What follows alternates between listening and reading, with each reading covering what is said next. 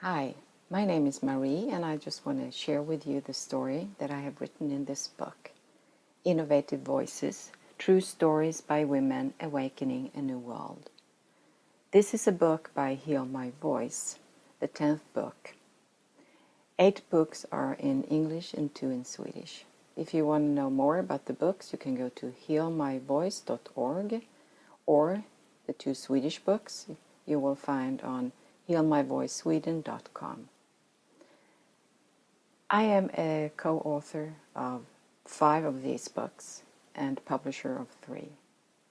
If you want to know more about me and my work as a Swedish author and evangelist, you will find the link below, enbok.se.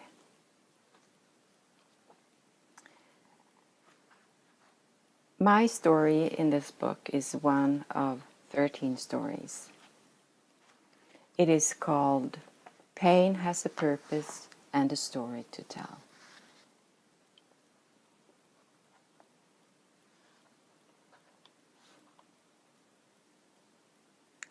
It started on a late November evening in our house.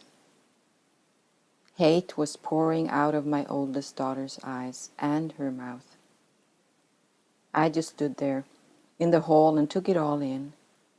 I watched the glance of her eyes move from warm dark brown to deadly black. Word by word poured into my body and soul. I had become numb after a lifetime of neglecting my own needs and emotions.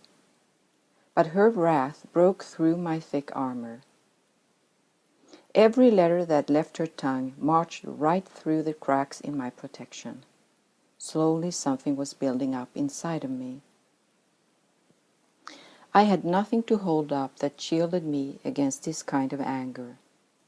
When she reached the peak of darkness, her eyes had no light left, and she sounded like a mean black snake when her last words cut me wide open. I hate you. I hope you die.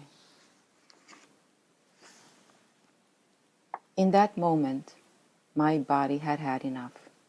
It had reached the depth of unworthiness. What my mind and my mouth were incapable of doing, my body did. It put a stop to this insanity. It felt like a reflex when I gave my daughter a hard slap on her cheek, just like when a doctor hit a certain point on your knee and the leg kicks. But the moment later, when I met her eyes that said die, I felt the horror of hitting my child, and it flooded over me with guilt and shame. I left the house and forgot to bring a jacket to cover me from the late autumn cold. The tears probably came as soon as I entered my car. I just drove away, not knowing what to do or who to call. I was devastated by the situation. What kind of a mother hits her own child? How did our family end up here? I was ashamed, and for some reason I was not angry at my daughter. Deep down inside of me, I felt that this was not about her. I was awakened to what kind of a mother and woman I had become, and I felt terribly lost. I was far away from all the dreams I once had for myself and my children. I remember I called a friend, but I felt she couldn't receive me. It was like she didn't understand the depth of what had just happened. So I kept driving around until I was guided to head for the ocean. It was dark and cold outside. Huge foamy waves broke in over the big rocks. I was all alone on the shore.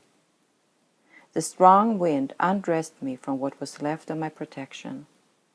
I walked back and forth with the pain pounding inside my chest, restless, sad, and in deep despair. I felt like I was sinking into the darkness that I had awakened to. I was drowning in the flood of tears that had opened up inside of me. The feeling of hopelessness grew bigger and bigger. My daughter had called upon death. I had swallowed that calling, and now I had nowhere to hide. I couldn't escape the reality anymore. This had to be the turning point, because otherwise I couldn't go back home. From that deep place of having no way out, I looked up to the dark evening sky and cried out to God, "Please show me what is wrong." And He did, with an image. But what I saw didn't comfort me. The truth was killing me, and I didn't know what to do with it.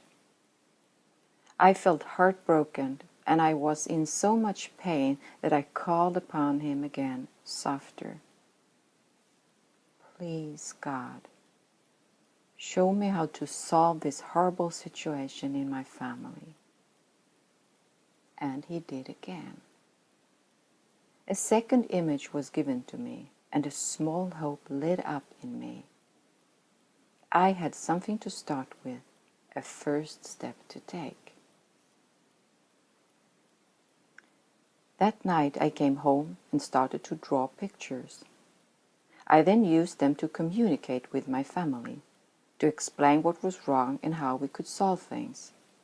For months I tried to find a way through this horrible situation by staying in the marriage. But it was too late, and my husband didn't share my desire for God and His love. A year later, we got the divorce. To break up my family before it was too late and got nasty is one of the hardest decisions that I have made. But I had to. God was not present in our home, and home is where God is. What we experienced that day, my daughter and I, was God's wrath. He used my child, whom I love, to break through my denial of how I lived my life and whom I had become. I was lost. My soul was slowly dying, and my deepest needs were not met. I was raised in a family where God was not present.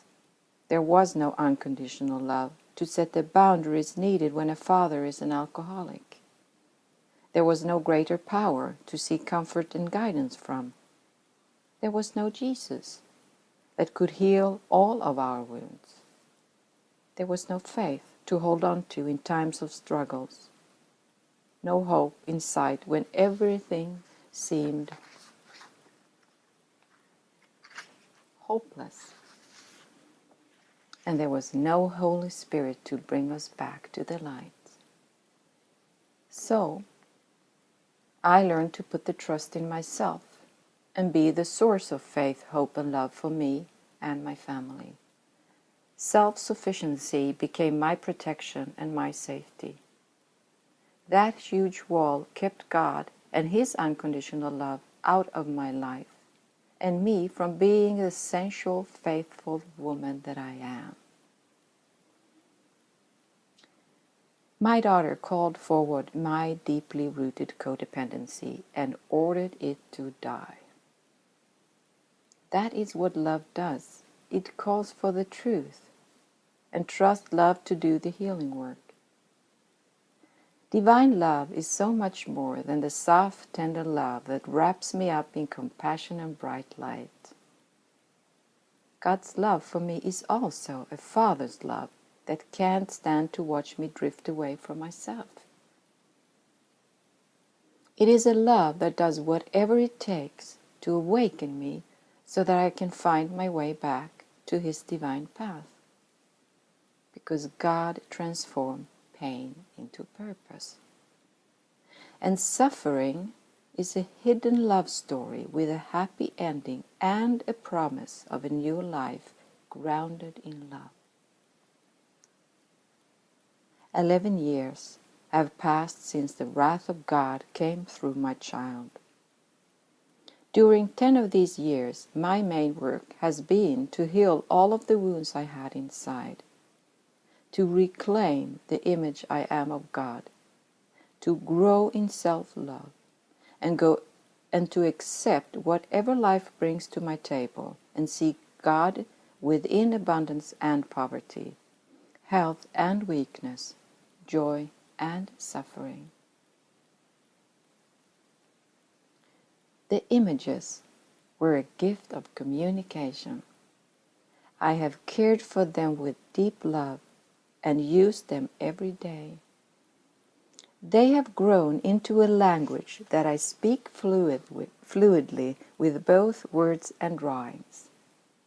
For that I have thanked my daughter many times. By writing and drawing, I have been able to move through all the pain I had buried in my body and soul. Swedish is my mother tongue, but the pictures are my father's mystical language that speaks to us all through our souls. On this journey of deep healing, I kept listening carefully to God, and I obeyed. Not only do I receive the images, after some years I started to listen to His spoken words in the Bible. A few times during these years, He spoke directly to me, with a word or a sentence. This I got from Him when I was faced with the depth of my wounded inner child. Please pass it forward. It really works. Surrender to love, or keep fighting for your right to be scared. Today is a sunny September day. I just arrived back home from my second walk of the day, and I realized how much I have wandered back and forth on the little gravel dirt road for more than 3 years.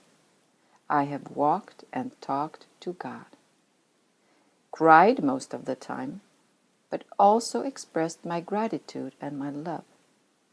Today was no different. I told Him that I want to be a small candle within His glorious light, because that is what brings joy to my life. I asked for His peace to fill me up. I asked Him for a loving man to come join me in this new life that soon will arrive. I also praised Him for everything that I have healed, and for the men and women that He has sent as angels and messengers on my path.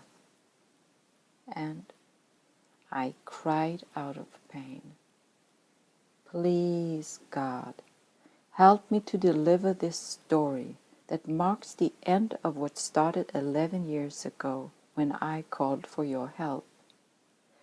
I just want to be free, to be me, the devoted woman I am inside. This is not any story. It is letting go of my past and the destructive masculine and destructive feminine I inherited from my father and my mother. It is the birth of the woman that I truly am, when I am resting in the unconditional love of God. I have healed my voice. I am whole again. This is the end of an awakening and the beginning of a whole new life. I am not just awake, I am rising. The scars on my body and in my soul have many stories to tell. My past can spread hope to others when their lives seem hopeless. My journey can bring light into the darkness for someone that is lost. And I can offer a wounded person the name of my healer, my beloved brother, Jesus Christ. My pain has a purpose and a love story to tell. Don't waste your sufferings. Make them significant to yourself and others. And remember the words by my dear friend Andrea Hyland. the founder of this amazing organization, Heal My Voice. Your voice matters.